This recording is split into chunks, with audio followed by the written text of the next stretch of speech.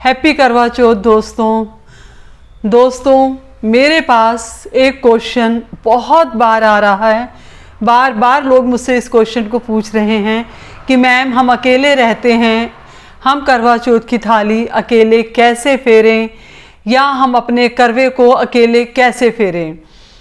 कुछ लोग कह रहे हैं हमारे घर के पास ये सुविधा नहीं है कि हम इस तरह से कर सकें, और कुछ लोग ये कह रहे हैं कि हम विदेशों में रहते हैं, हमारे पास इस तरह के लोग नहीं हैं कि हम इस पूजा में उनकी हेल्प ले सकें, हम यहाँ बिल्कुल अकेले हैं। और कुछ लोग ऐसे हैं जो बोल रहे हैं कि हम साउथ इंडिया में रहते हैं, वहाँ पर ये कल्चर नहीं है, वहाँ पर ये पूजा नहीं होती, हम अकेले रहते हैं, तो हम इस पूजा को कैसे करें। तो आपके इसी प्रश्न का उत्तर लेकर मैं आपके सामने हाजिर हूँ। तो दोस्तों, जो लोग अकेले रहते हैं, जो साउथ इंडिया में रहते हैं, जो विदेशों में रहते हैं और जिनके घर के आसपास इस तरह से व्रत रखने वाले लोग नहीं हैं, तो पहले तो मैं कहना चाहूँगी जो लोग इंडिया में रहते हैं, साउथ इंडिया को छोड़कर घर के आसपास जो भी मंदिर होगा, हर मंदिर में ये पूजा शाम के समय हो रही होती है। अगर आप वहाँ किसी को नहीं भी जानते, आप मंदिर में चले जाएंगे तो वो आपको अपने ग्रुप में ज़रूर ऐड करेंगे और पंडित जी कथा सुनाएंगे। लेकिन ये सुविधा भी आपके पास नहीं है।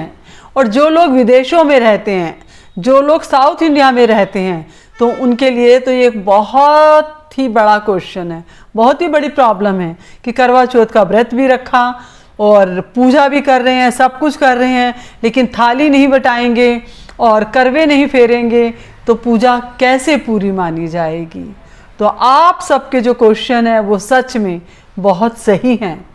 मैं भी साउथ में रहकर आई, मैं भी बेंगलोर में रही, तो जिस अपार्टमेंट में मैं रहती थी वहाँ हिंदी वाला कोई नहीं था, सब साउथ इंडियन थे।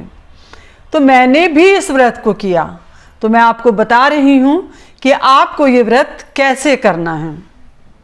आपको क्या करना है, जैसे शाम के समय कथा करते हैं, आप पूजा की सामग्री जितनी भी थाली में आप जो चीज़ें रखते हैं वो सब रख लें, अपना दीपक जला लें।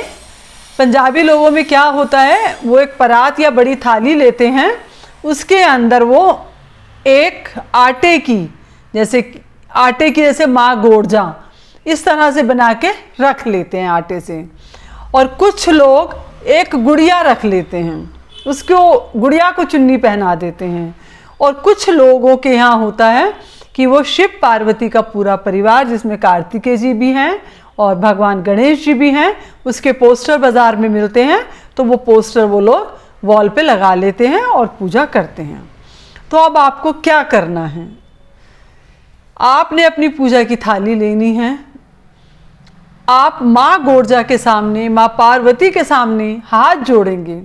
हे माँ पार्वती, हमारे पास इस समय कोई भी नहीं है और मुझे आपकी पूजा करनी है, मुझे थाली भी घुमानी है और मुझे करवा भी घुमाना है, तो मैं आपको साक्षी मान के ये पूजा शुरू कर रही हूँ। तो दोस्तों, आप ये समझिए कि आप लोग बहुत लकी हैं। जो ग्रुप में पूजा करते हैं वो तो लकी हैं ही हैं, लेकिन जो अकेले में हैं वो बेचारे बहुत कंफ्यूज रहते हैं, उनके मन में कुछ ना कुछ विचार आते रहते हैं, कभी वो गलत भी सोचते हैं। आपको ये सब कुछ नहीं सोचना है। आप बहुत भाग्यशाली हैं कि आप अपनी थाली माँ गोरजा के साथ, माँ पार्वती के साथ बटा रहे हैं, अपना करवा आप घुमा रहे हैं। कैसे होता है जब ग्रुप में पूजा होती है, तो उसमें क्या होता है, बहुत सारे लोग होते हैं, 5, 7, 9, 11, कभी 20, कभी 30, इस तरह से लोग होते हैं। और थाली, जैसे मैंने थाली घुमाई, मेरी थाली मेरे साथ में क्लॉकवाइज सबके पास जाती जाएगी और जब तक वो गाना पूरा होगा वो थाली मेरे पास वापस आ जाएगी। तो ऐसा 7 बार होता है और 7 बार उस गीत के साथ हम थाली को घुमाते हैं। आपको ऐसे में क्या करना है, मैंने जो वीडियो बनाई है कथा की, आप उस कथा को सुनना, क्योंकि मैंने पूरी कथा में जब कथा शुरू हुई है, कहाँ कहाँ पर थाली घुमानी है, कहाँ कहाँ पे करवा घुमाना है, आप उस कहानी को सुनिएगा और बिल्कुल वैसे ही करते जाएं। आपने क्या करना है, आपने अपनी थाली लेनी है। अपनी थाली लेके आपको जब वो गीत आएगा तो उस गीत पर वो थाली आप अपने हाथ में लेकर माँ गोरजा के सामने रख देंगे, माँ गोरजा की फ़ोटो से लगा देंगे।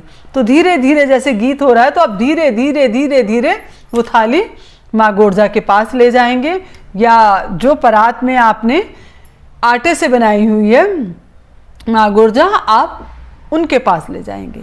और जब तक वो गीत पूरा होगा तो धीरे धीरे धीरे आप अपने पास वापस ले आएंगे। आपका एक राउंड हो गया। फिर कथा होगी।